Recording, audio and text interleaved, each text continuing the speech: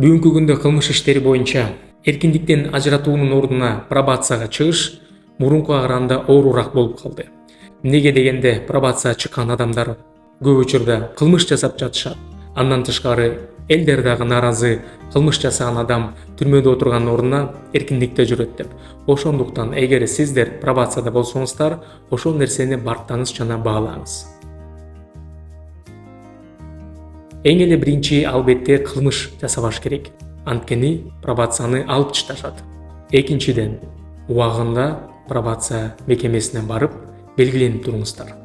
Андан тышкары ошол барганыңыз, белгиленгениңиз боюнча далилдер болуш керек. Албетте ал жерде атайын аппаратура бар, сиздерди белгилеген боюнча. Бирок эгер балким ошол кызматкер ордунда эмес же кандайдыр бир башка жагдайлар болуп калса, өзүңүздөр дагы сөзсүз түрдө видео фиксация кылыңыздар. Өз убагында мына мен келдим дегенге. Анткени кийин ошол боюнча далил болбой калса, пробацияны жокко чыгарып, эркиндиктен ажырап калышы мүмкүнсүздөр.